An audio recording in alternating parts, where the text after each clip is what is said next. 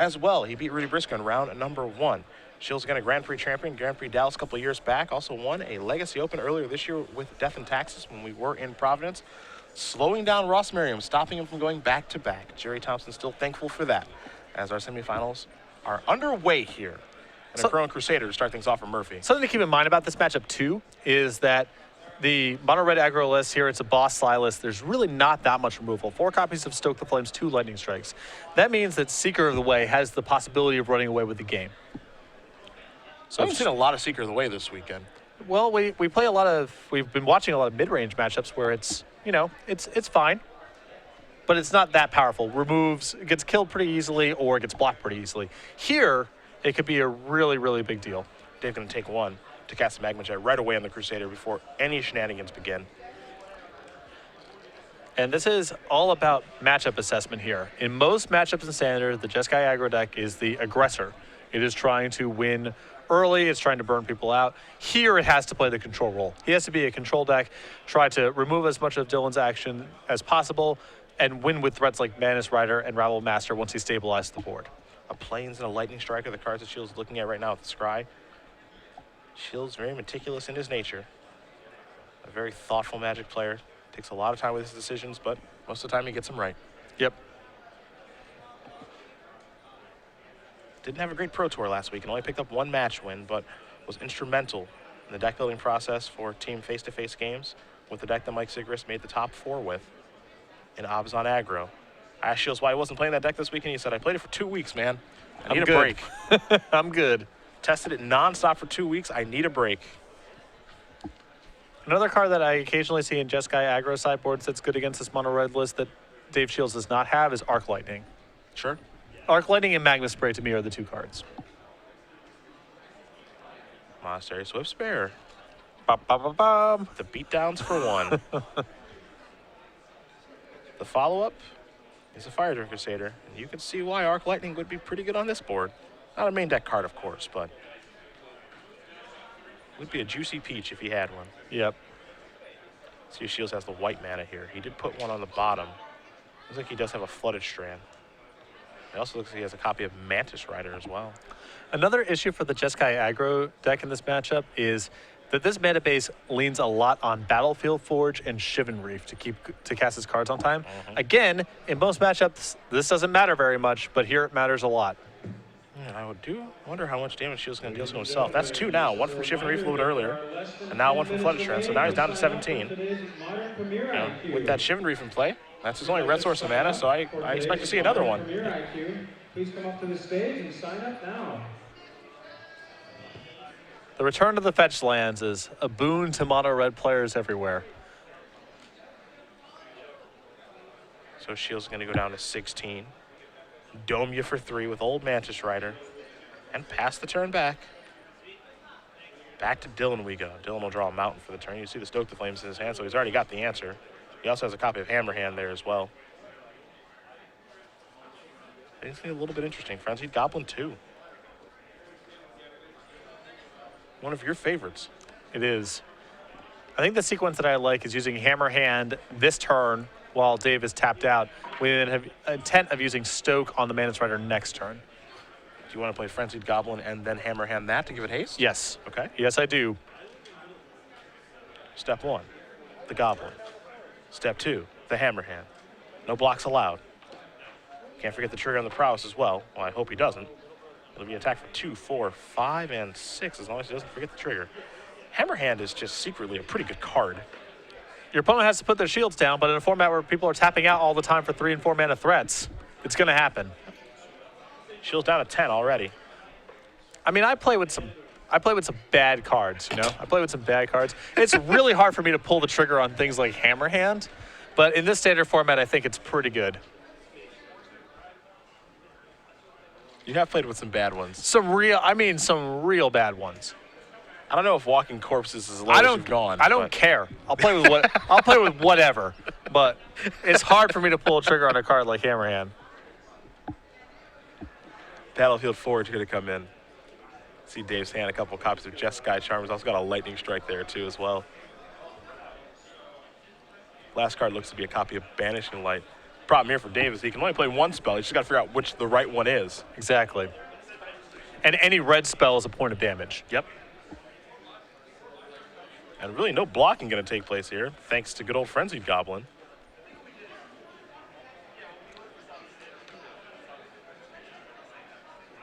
Shiels kind of weighing his options here. What 3-mana spell am I supposed to cast? Perhaps it is Banishing Light. Looks like that's the one he's going reaching for. Well, the issue with the Banishing Light is that if Dave doesn't draw a red source of mana next turn, he can't cast 2 spells in 1 turn. Yep. The Banishing Light is the one card that allows him to easily sequence 2 spells in 1 turn, assuming he draws a 5th land, because it doesn't matter what land it is. 2 Jeskai Charms and a Lightning Strike left here for Shiels. Murphy draws, plays a mountain pretty quickly. Again, Stoke the Flames over there. Don't have a great look at the other card. I believe it's a Chrono Crusader, and it is. Yeah, to me, this is a pretty straightforward play my Crusader, use it and the 3 mana to stoke it, attack you for 4. Keep the beatdowns going. See if that's what Dylan comes to.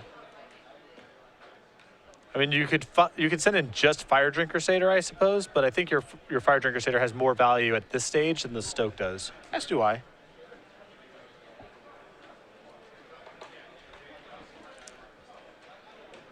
Dylan being very cautious, considering his options here. See if he does find this play. Now, the upshot of the way that Dave played it with casting the Banishing Light last turn is that if he draws Seeker of the Way, then he has Seeker of the Way plus Lightning Strike up, Which is and that could be a big swing. Yeah, that could be an absolute beating. We're just going to send in the 2 attackers here.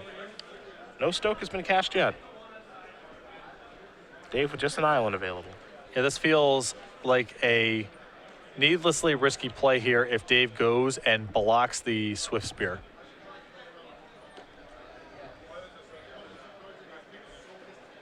Any merit to Dave just blocking the Fire Drink Crusader?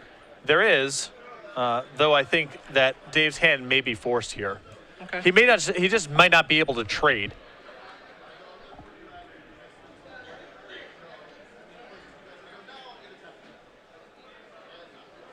See where he wants to put this Mantis Rider. He's going to go with the Satyr.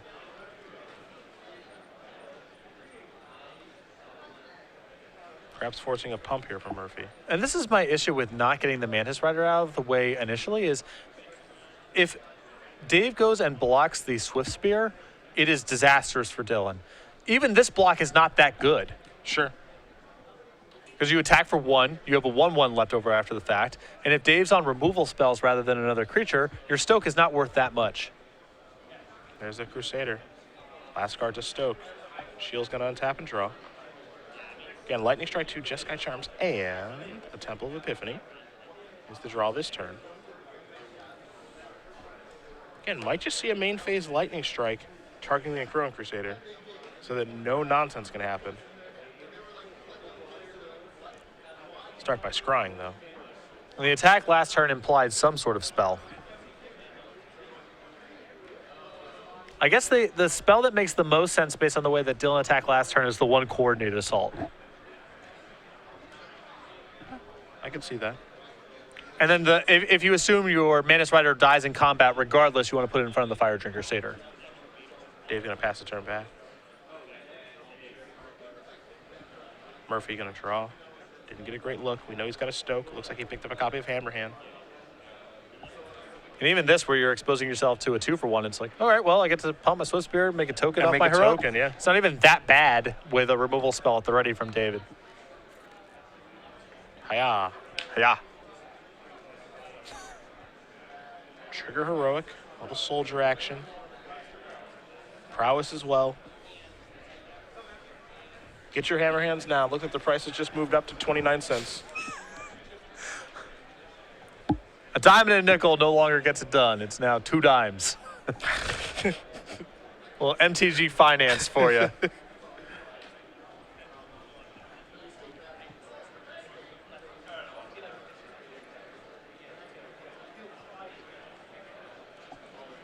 And the Shields, you can see he's a little bit worried now. And this is kind of a worst case situation here. This Hammerhand. It's funny. This is kind of why it's important to stop the Crusader as fast as you can. Yeah. Because even if he kills it in response with Lightning Strike, well, it's still got its value. Exactly. Triggered Prowess, and gave me a 1/1 in the deal. Well, the thing is, if the card that he's playing around is Coordinate Assault, then it might be better for him to... I don't know if it's necessarily better. Maybe he wants to kill the Swift Spear at that stage.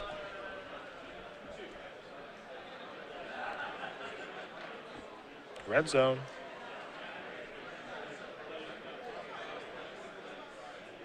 I guess Shiels might just have enough burn just to say finish you off. With Murphy at 10. That is possible. Yeah, I mean, he's got 2 Jeskai Charms and a Lightning Strike. So assuming that the life total is actually 10 for Dylan, then just the 2 Charms and Lightning Strike gets the job done. Now, Dave might have to take a little bit more damage off his lands than he wants to. I think that might be the hiccup here. Because one thing that was not weighed into the equation is that the Fire Drink Crusader took 3 points of damage from the Mantis Rider. Which is another issue with Dylan running that attack on the previous turn. So now all of a sudden we see 2, 3, 4, 5. Shields goes down to 4. But he's able to play, he only has to take 2 points of damage casting everything, right? So it looks like he's good to go with the burnout plan. So 4 damage upstairs from the Jeskai Charm. Murphy's going to go down to 6. Shields going to quickly untap. He'll take a draw here. Looks like it's another copy of Lightning Strike, but he's got plenty of burn to get the job done. Yeah, and if Dylan had one of his Lightning Strikes, he would have killed a response. Yeah. So the green light's got to be on. He says, you are not alive anymore. So Dave Shields going to win this game over Dylan Murphy based off of what looked to be a little bit of a misstep from Dylan on that turn with the Stoke the Flames. I think that he really overvalued that Stoke there. And against a deck like Jeskai Aggro, there's 2 concerns. One is, they have so much removal that it's easy for you to get stranded with no creatures in play, and you're short of burn. You're short of being able to kill with the burn spell, which sort of happened that game. Yep. Then there's the other problem, which your Fire Drink Crusader is now in combat, dying. That's a lightning bolt that goes to your face, and now you lose the race. Sure. Trivia time, 6 months. The rules are pretty simple. Hashtag SCG Premium. Make sure you're following at SCG Live. This guy over here is going to ask you guys a question. 6 months for the winner. We'll announce the winner at the conclusion of our semifinal round. And don't forget, all trivia giveaways here are at the sole discretion of Star City Games. Twitch.tv is in no way affiliated with our giveaways, though we do thank them for allowing us to broadcast on their fantastic network. Of course we do. So whenever Star City Games runs a Grand Prix, we bring in all sorts of artists and guests. We have a guest of honor artist coming in for this Grand Prix, coming in all the way from the United Kingdom. Very rarely makes appearances in the United States. We are very excited to have him. Indeed. Just had a very successful Kickstarter for his book, and one of Magic's most iconic artists. Name that artist. And if you can, hashtag the answer with the hashtag SCG Premium. Make sure you're following at SCG Live on Twitter, and we'll announce the winner at the conclusion of our semifinal round. Back to the match we go. We will take a look at some sideboards here. We will see for Dylan Murphy. It's pretty straightforward. 4 Eidolon of the Great Revel, 2 Lightning Strikes, 2 Magma Sprays, 4 Searing Bloods, and 3 copies of Peak Eruption. What do you like there? I do like bringing in the additional copies of Lightning Strike against a deck that has Mantis Rider. Other than that, I don't really like any of these cards. I don't know if he can afford to bring in Eidolon, because Dave is capable of pivoting and burning out as well, as we saw in game number 1. Maybe on the play, Dylan wants them, and on the draw, he does not. But other than that, I think he's going to sideboard pretty light here. Dave's sideboard, you can see a lot of 1s and 2s here. Ash Cloud, Phoenix, Suspension Field, Deflecting Palm, 2 Disdainful Stroke, 2 Erase, 2 Negate, 2 Bramaz, a Keranos, and then 3 copies of End Hostilities. Dave's sideboard is much more geared towards beating the mirror and beating Abzan mid-range. So I feel like he's a little bit fortunate to be ahead here against Burn, and he can kind of pivot his deck a little bit, not a ton, to being better against Burn. Well, he can bring in his 2 copies of Bramaz, which are much better suited than something like Goblin Rattle Master, which is only good when you're on the offensive. Bramaz is a little slower on offense, but so much better on defense. I think the 1 copy of Deflecting Palm is okay. The matchup is a pure damage race, so Deflecting Palm is worthwhile. Besides that, I think End Hostilities is probably too slow for the matchup. Too slow, especially when you're on the draw. Exactly. Maybe on the play he wants it, but I think that even though that David is the control deck in this matchup, he isn't purely on the defense. He can get in some shots and close out with his burn spells. Quick update for you guys on our backup match. Trevor Humphreys playing Jeskai Aggro, number 5 seed, up a game over Andrew Boswell, number 1 overall seed, playing Abzan mid-range. So Jeskai, maybe a mirror in the finals. We'll see. Boswell has not lost a match this weekend. Again, number 1 overall seed, went 9-0-1, through the Swiss. Won his quarterfinals match, of course, and now he is currently down a game. Let's see if he can overcome that. Because it does look like Humphrey's deck is pretty well situated for the Abzan matchup. It would be really compelling if Boswell was able to win with the same 75 that R used to win the Pro Tour just last week. I mean, that's pretty incredible. Quite the pedigree on that list at that point. I would say so. I would say so. Don't forget, we do have our Legacy Open that's taking place right now as well. Looks like it's going to be a 9-rounder. Got a lot of players battling in round number 1 right now. Players filing in for our Modern Premier IQ as well. So a lot of matches to be had here this weekend. Again, you can go to StarCityGames.com, over to our coverage page, Andrew Shrout, digging things up, kind of walking the floor of these tournaments right now, seeing what players are playing. We'll have some deck takes for you guys in Legacy as well. Some Legacy action later today. I don't know if we're confirmed at 9 rounds. I talked to the judges, and it sounded like it was dependent on what happened with the Standard Open, basically, and who in the elimination rounds wanted to participate in the Legacy Open. But we shall see. We're either at a big 8-rounder or a small 9-rounder. Yeah. Shiels get up a game here. Dylan Murphy will be on the play for game number 2. Don't expect to see a lot change for Dylan. Same game plan here. Again, when you do have access to the player's sideboards, one advantage that Dylan has here is I don't have to worry about a card like Anger of the Gods. Not there. Yeah, and Anger of the Gods is a challenge to defeat. Yeah. And you take a look at Sean McLaren's deck list from the Pro Tour. He got second place with Jeskai. Hit 2 Anger of the Gods in his main deck. And I think he could sideboard up to 4, right? Yes. He was on a 2-2 split. So he was ready. That is some respect for the matchup. Not losing to you, Mr. Aggro deck. He also had those because he did not want to lose the Jeskai Ascendancy combo, as they're reliant on their mana accelerants. One of the few cards in the format that is, reliably can kill a Caryatid that has application in another matchup. It's pretty much that and Crackling Doom. I don't know if there's really that much else. Not tough. That can kill it on time. I mean, and Hostilities kills course. it, but by that point, your entire deck's in your graveyard. You've been milled out. Yeah. Or attacked with Nissa lands for $1 million.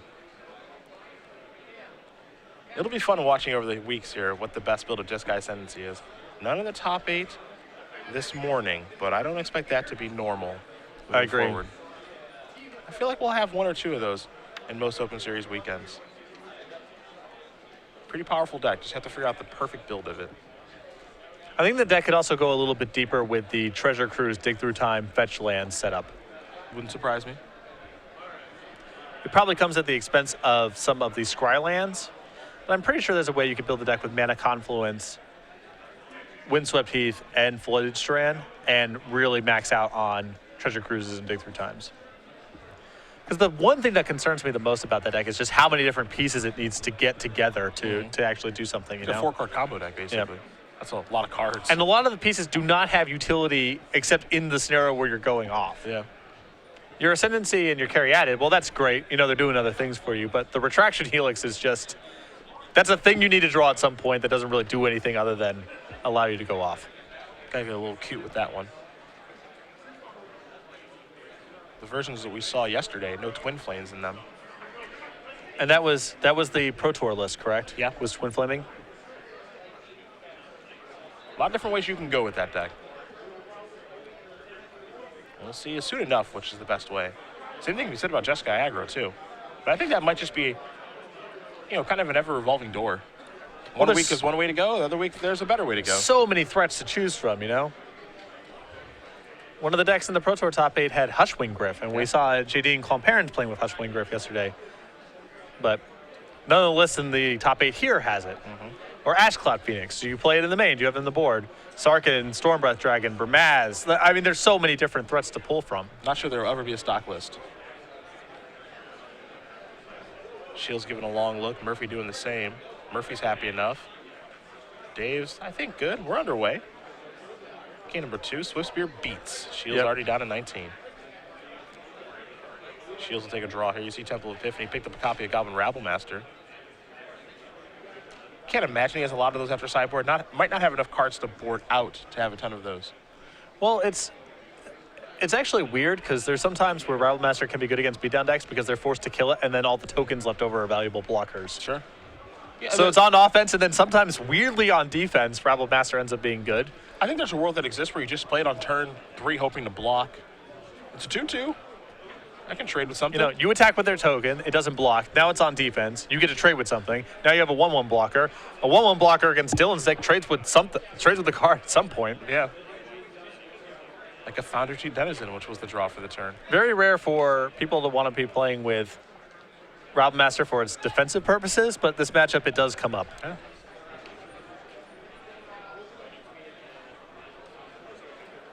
See how Murphy wants to move forward this turn. Another Swift Spear. And a Titan Strength. We're going to do a lot of damage this turn. Trigger Prowess twice. Leave the card on top from Titan Strength. So this will be 1, 2, 3, 4, 5, 6, 7. That's a healthy turn, too. Well, I think that I would have preferred to play the Denizen that turn. When you're playing against a list that doesn't have, there's no Anger of the Gods, you know there's no sweeper, you can afford to just kind of play out your hand, and you can go to your Titan Strength somewhere down the line. Seeker of the Way of the draw here for Shiels. So he's got a basic planes, too. This is going to be maybe the brick wall he's looking for. Yeah, that's the thing. If he plays Seeker of the Way and Dylan can't kill it, if Dave untaps, plays the land and says go, it's pretty close to moat. I mean, it's really risky to attack into that if it's eligible to block. If he has Hammer Hand or something like that, he can mess with it. But which he does have in his hand right now. He's got Hammer Hand, Frenzied Goblin, and a copy of Foundry Chief Denizen.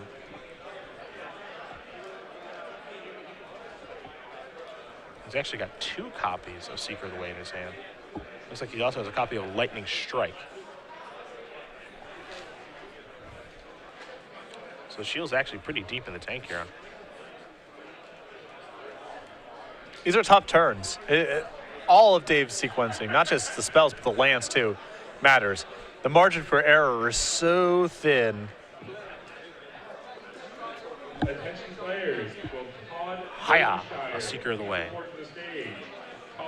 Over to Murphy we go. He's going to untap those 4 permanents, draw a card that he did keep on top of the Titan Strength, so he knows what it is, which is another copy of Titan Strength. Trying to think if this is a kill. So 4 plus 2 triggers, 5, 6, 7, 8, 9, 10. It's healthy. But it is not lethal.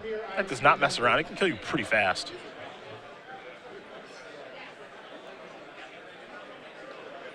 See how Murphy wants to sequence things here.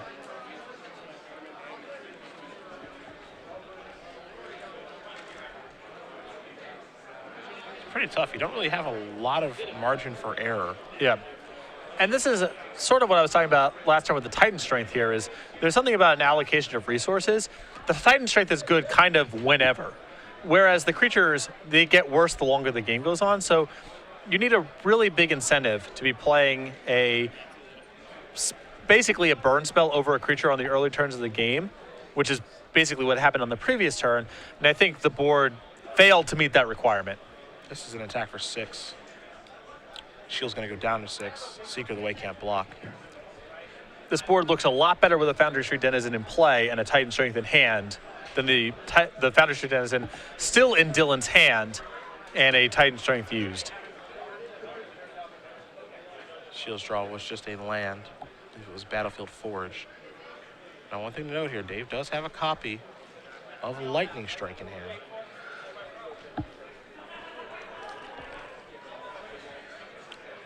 So see if he wants to maybe play towards that. If he wants to play another copy of Seeker of the Way to try to block. Decisions. Shield's going to start by playing a land. It's going to be a Flooded Strand. And it looks like he's going to go down to 5. See if he wants to search up an island or plains here momentarily. It is an island. And a beautiful one at that.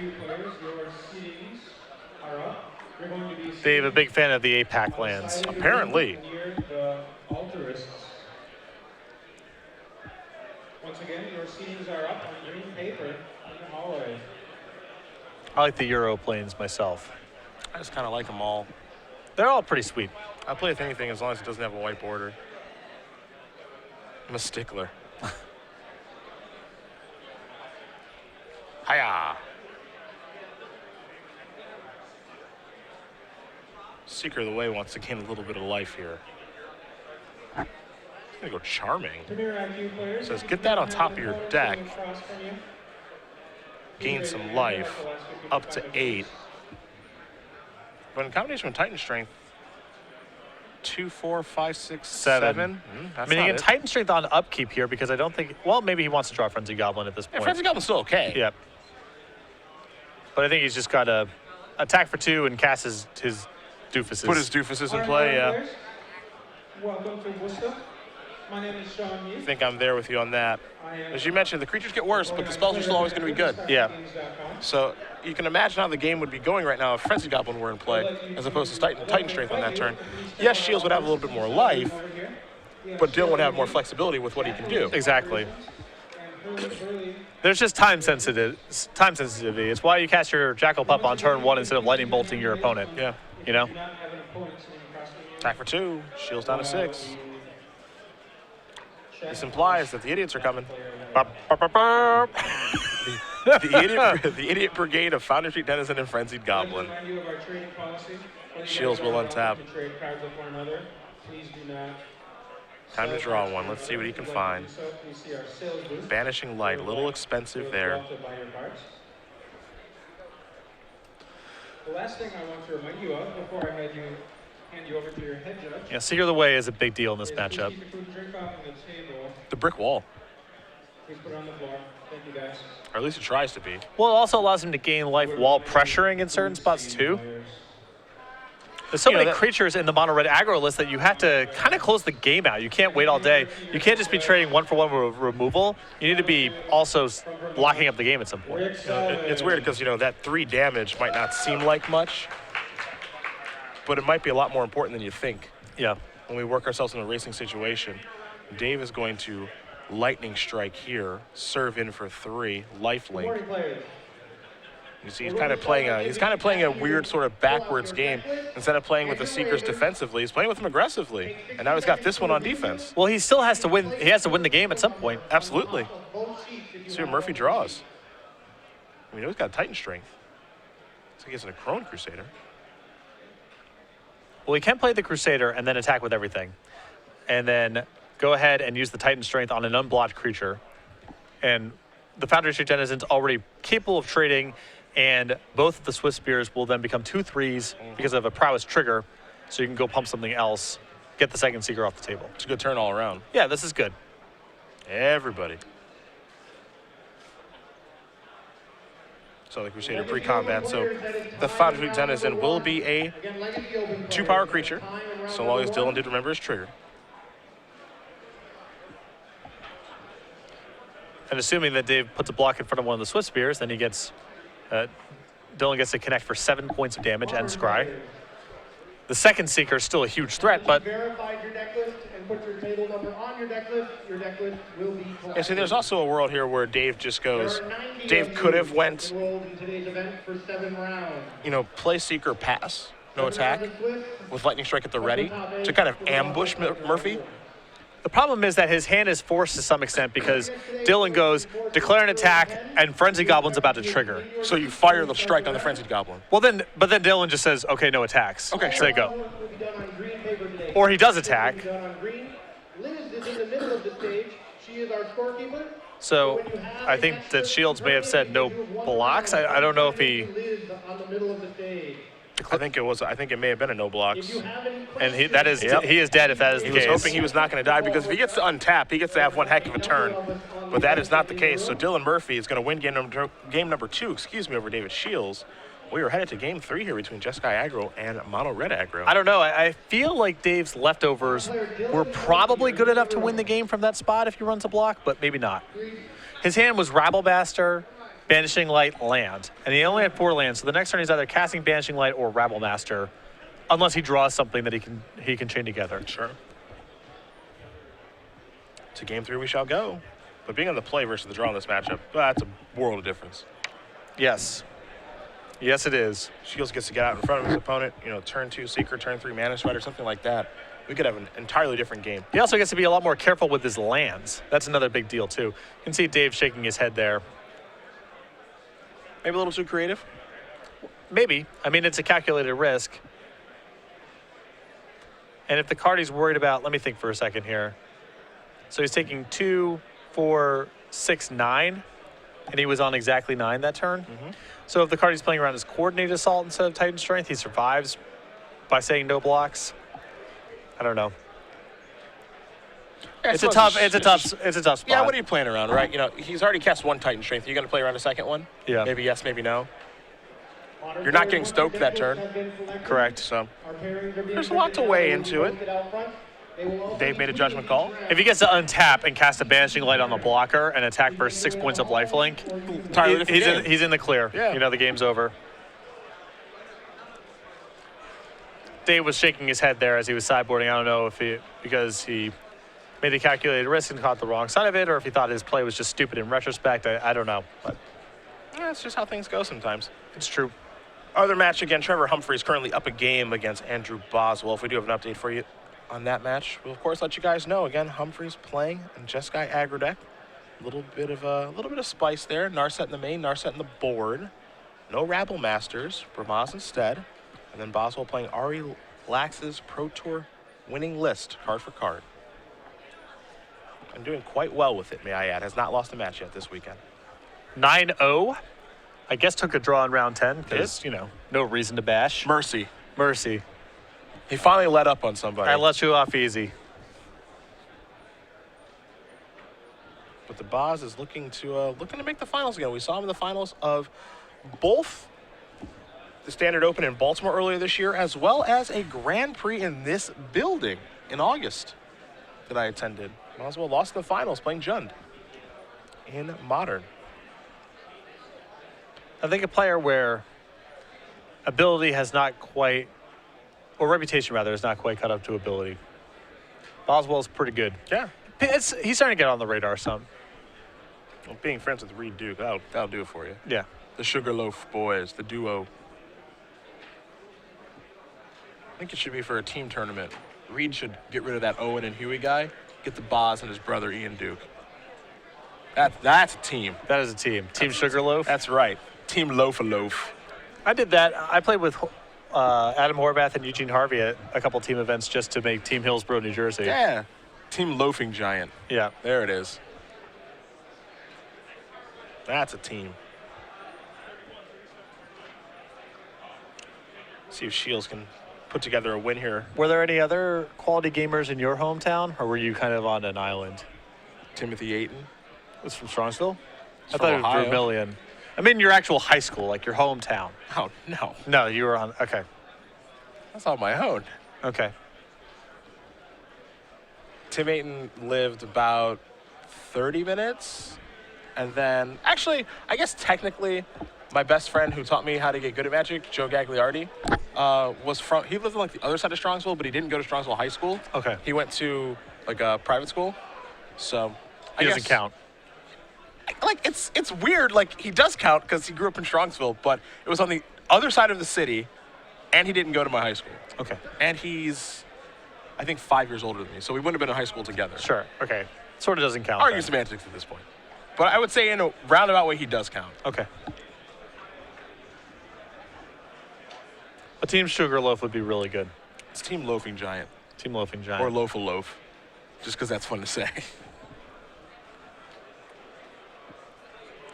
Loafing Giant came up recently in a broadcast while we were discussing the worst rares of all time. Loafing Giant is a delight. It's a very powerful Magic card. Not actually from Sugarloaf, is my understanding. The Giant? Yeah. You're not sure, though, are you? No, not really. He could be from Sugarloaf, New York. Big loafs. He just likes to hang out. Could potentially be good now that, he is a delve enabler of sorts. Yes. expect that in the legacy coverage later today. Loafing Giant. Attack, lose the flip, no big deal, because not drawing a land next turn. Also, one more card in my graveyard, Treasure Cruise. There he is. Basically unstoppable. Combat going on in the background, but It's like Dave is going to take a mulligan. he doesn't know that. He's busy loafing. That guy basically beats Tarmogoyf. Well, it's hard for Tarmogoyf to be 6 power. That's rarely Right? the case. You really got to work for that. Right. We're talking artifacts and planeswalkers need to get in the graveyard. That's a real stretch. It's a stretch. Abrupt Decay your artifact, play Liliana. Just a real stretch. It doesn't get past 4 that often. 4/5 is the baseline. That's Yeah, what we see most It frequently. is a 2-mana 4/5. Creature, land, instant sorcery. But like I said, just Abrupt Decay your artifact. Bang. 5/6. They had to put an artifact into play. That's fine. Abrupt Decay your enchantment. Kill your counterbalance. 5/6. What's up? Still can't get through loafs. Yep. Still untouched. Gonna have to be a 6/7. Trevor. Mr. Humphreys on to the finals. Defeats the boss. Has done what no one else could do. Yes. Trevor Humphreys to the finals. Gonna play the winner of this match. It could be an all Jeskai finals. The best Humphreys since Dave. I don't know if that's true or not, but You can't compare those. no, not at all. Dave's one of the all-time greats. The best is people who are watching right now probably don't even know who David Humphreys really is. One of the all-time greats. And now, I believe, the manager of the development team at Wizards of the Coast. Shiels going to keep his 6 Temple Epiphany, leaves it on top. We have ourselves a Swift Spear. Yes. And for one, you approve of this message?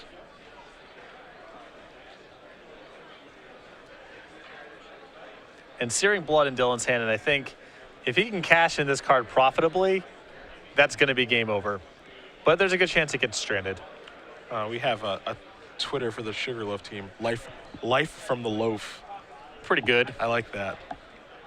I'm not a big pun man, but that's pretty good. Pretty good. Well, I am a big pun man insofar as I like the works of Big Pun, but if we're talking about actual puns, then no, I'm not. Isn't he not alive anymore? Correct, he died. Okay. Okay. But so did Kurt Cobain. People still like Nirvana. Hey, I have no problem with. I was just confirming. Yeah. In for one yet again. Do you like Frank Sinatra? No, he's dead. Yeah. I stopped listening to his music. Here's a couple of knuckleheads in Frenzied Goblin and Foundry Denizen. Yeah, this squad. I see a Hordling Outburst in the grip. That is a combo. And there, this could be running right into the maw of a Searing Blood. Ugh. That's Seeker of the Way. Oof. The problem is that it may be Dave's only hope Yeah. because his hand's so bad. I think it just lands in 2 Jeskai Charms. This could get ugly.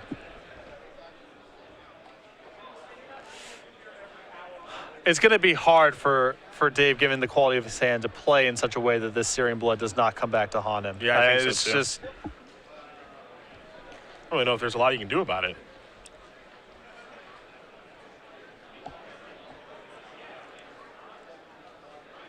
See Dave with the Jeskai Charm. 2 of them. He's just going to pass. Looks like that's going to be his plan now. Hoping that maybe Dylan gets a little aggressive like a Titan Strength or something. Maybe he can get him that way. the absence of Anger of the Gods and public deck lists gives Dylan such an edge in this matchup. He doesn't play all the creatures. He does not have to worry about anything. Yeah. And Just- hostilities cost 5 mana. Just cast your stuff. Those 2 Acroan Crusaders, just drop them. He's thinking about it. He's moving them back and forth. Can't cast the Hordling Outburst. Nothing to Searing Blood. I mean, if they're playing in the Swiss rounds right now and the deck lists aren't public, I'm not sure if Dylan can make this kind of move. But here he just can.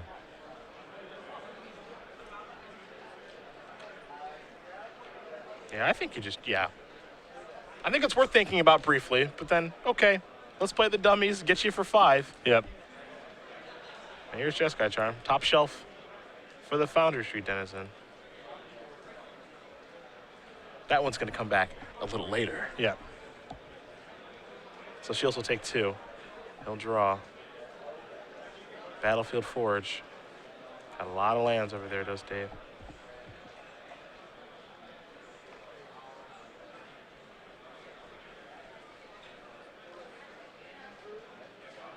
And Seeker of the Way, as great as it is in this matchup, Murphy just has the answer to it. Multiple, you could argue. And for it to even have a chance of doing anything, Dave needs to pair it with a 2-mana spell and get the Frenzy Goblin off the table. This is asking a lot. There's the Seeker.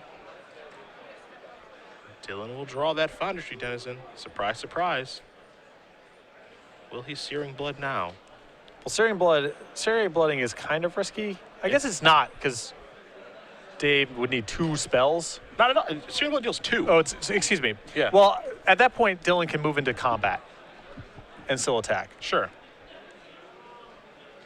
And if Dylan just goes Searing Blood and Dave has Lightning Strike, this is a disaster. Well, sort of. Dave's unlikely to block. I suppose that's true. You're probably I guess the world exists, right, where you still do block because you just want to slow down the board a little bit. But then your Searing Blood triggers, and it's a push on the lifelink. Yeah. It's, you know. It's a push on the lifelink, but you get something off of the board, which given Dave's hand, he might just consider, he might think that, you know, that's the only thing I can really do. Or that's the best thing I can do. The thing is, Dylan has some outs here. He can just attack with the he can declare an attacker, right? What likely happens inside of declare attackers if Shields has a response is play a spell to kill your Frenzy Goblin. If Dylan is allowed to move into combat, most likely Shields has nothing. Sure. Well, here's the attack. And I like the way that Dave has played this simply because, you know, from our vantage point, it's easy. You just Searing Blood, that thing dies, he takes 3, then you get the rest of your damage in, and you get a prowess trigger. But that's not the reality of the situation. He has to be worried about, okay, you could have Lightning Strike or something else for 2 mana, so instead I'm just going to attack with all my creatures, trigger Frenzied Goblin, and then probably play Foundry Denizen again, and move forward that way. And for Shields, that feels like a minor victory. Well, I think that there's... Now he's not even playing the Foundry Denizen now. I guess he's respecting end hostilities. He is 1 mana away. Another Seeker of the Way was the draw for Shields this turn, so now things get really interesting because now he can play Seeker and have Jeskai Charm available. Yeah, he can really turtle up here. See, I think last turn Dylan could have just declared an attacker, attacked, not activated Frenzy Goblin, and Searing Blood before blocks. Because I don't think Dave allows him to trigger the Frenzy Goblin if he has a spell that he can play there. Sure. Sure. He'll, you know. Here's Seeker. Now Shields going to pass the turn back with Jeskai Charm available. Now he's going to try to turtle up, and he's at 12, so his life total is actually pretty high. Got a little hammer hand over there, does Murphy. His draw for the turn was a copy of Titan Strength. And it's really risky now for Dylan to make any sort of move. Playing against 3 mana, and his Frenzy Goblin only clears out 1 of the 2 blockers. Mm-hmm. There are a lot of different things that can happen now. And if Dylan gets one of these things wrong, it's a disaster. Yes. Because his deck does not have the power level to compete with Dave's deck. Nor does it have much burn. Yeah. I mean, there's only the 4 Stokes and I guess up to 4 Lightning Strikes. It's all about getting the decisions correct.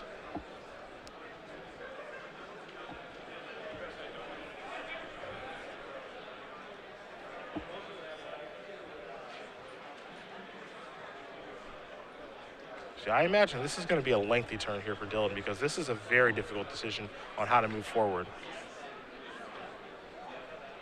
Yeah, if he slips up, the consequences aren't just card advantage or losing threats. It's probably the game. Dave gains a bunch of life. If he makes a mistake this turn, it's bad news.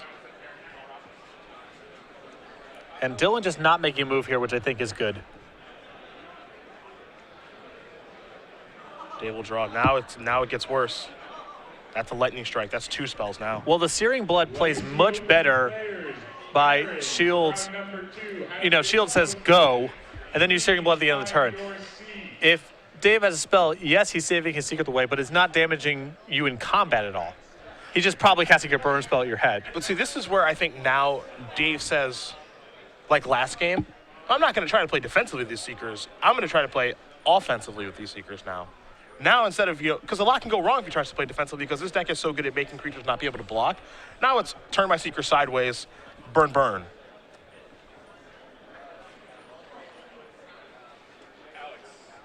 And I think that's where things get really bad for Dylan. Well, Dave's also playing against a lot of cards in hand. I think he can afford to send one here. I do agree with your point that, you know, it is really risky for him to hang back on defense because Dylan has all these can't block effects. Yeah, this particular build of red makes it so that you can't block. So I think that just trying to play a defensive game where it's like, I'm gonna blow him out. I got my 2 Seekers, I got these burn spells, they're gonna be 4/4s. He's never gonna see this coming. That situation's never gonna materialize. He's just got to play this straight up, you think? I think he's just gotta be attacking. Yeah.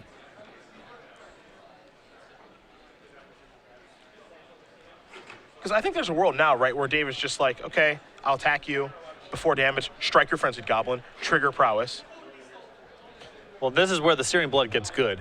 This is definitely where the Searing Blood gets good. Because this, no doubt about it. This forces Dave's hand most likely to just cast the Jeskai Charm. Absolutely. Which is okay for Dave still, but it's not as bad as the Jeskai Charm being used while Dylan's attacking into the Seeker. Mm-hmm.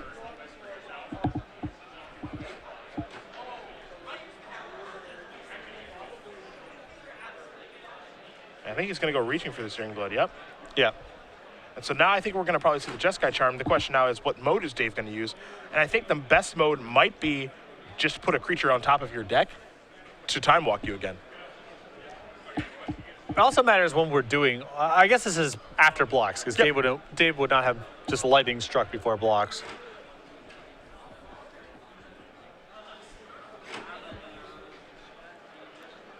Looks like Shiels is going to have to take 1 to cast the Charm from the Battlefield Forge. That's the red mana. Yeah, he's going to put a Crone Crusader on top of the deck. So that'll be Murphy's Draw. That'll make Seeker bigger. Legacy Open players, welcome to round number And now 4 damage to be dealt. Shields will gain 4 life. And now he's kind of whittling away at this attack force. And I wouldn't be surprised, you know, for example, if Dave were to draw some sort of spell next turn where he just says, attack with both my Seekers, burn something, gain X life. And now he gets to be the aggressor because, again, this mono red deck is horrible playing defense. And Dylan is bottlenecked on mana, too. Yep. You know, Titan Strength will allow Dylan to trade with something, but it's Titan Strength plus a guy trading with something. Yep. Well, he has the Hammer Hand to clear out a block on this turn. Sure. And he can definitely get some damage through this turn, but I don't think this is a situation that really favors Dylan as far as racing is concerned because he's not really, you know, now he's trying to turn the corner now instead of he's always ahead and trying to push Dave over. Yep.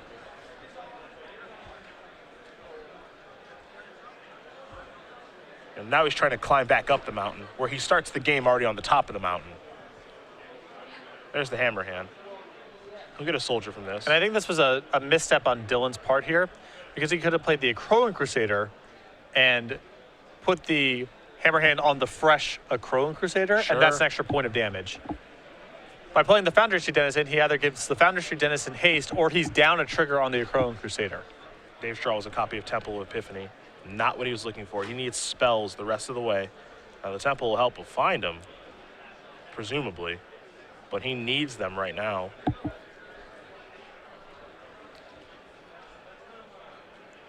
And it's not Toward the clear, bottom. does Dylan respect the last card in his hand could be a spell? Well, he's shown that he respects the fact that Dave could have spells, right? Like there was the turn where he just no attacked. It made sense because he had Searing Blood. But there was the turn where he just said, okay, no attacks, pump my brakes. And you have to be pretty wary right now of the fact that Dave could have a spell. Though we are attacking, and no creatures pre-combat either for Foundry Street Denizen. So Dave's going to move up with his chair because he's got some blocking to do. The question is, where to block?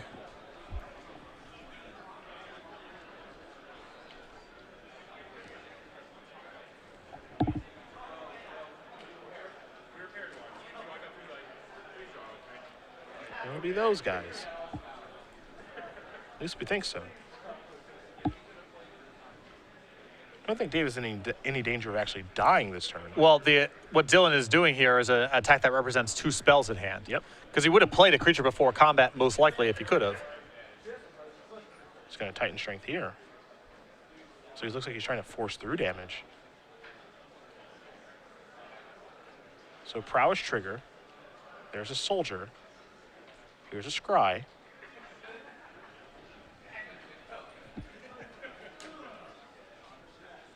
So this will be 2. This is 3, 7 4, coming 5, 6, across. 7 coming across.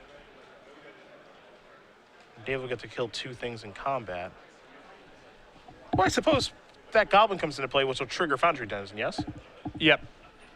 So one of these Seekers is going to bite the dust so long as Murphy does remember the trigger. Correct. But he still could have committed in a Chrono Crusader before combat. Absolutely. You see the texture of his hand, where he's trying to bluff that he has 2 spells. He's got 2 copies of Chrono Crusader and that Horde League Outburst he's never even gotten to the 3rd mana for.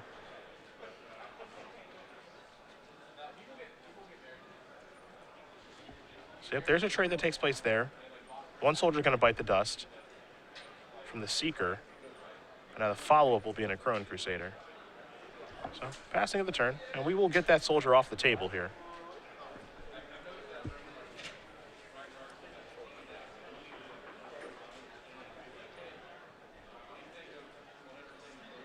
Shiels will extend the hand, Yep. 2 lands. That's going to do it. Dylan Murphy's going to win this match over David Shiels. 2 games to 1. Mono red aggro, taking down the Jeskai aggro. Good run for Shiels, but we have a mono red deck in the finals here going against Trevor Humphreys playing Jeskai.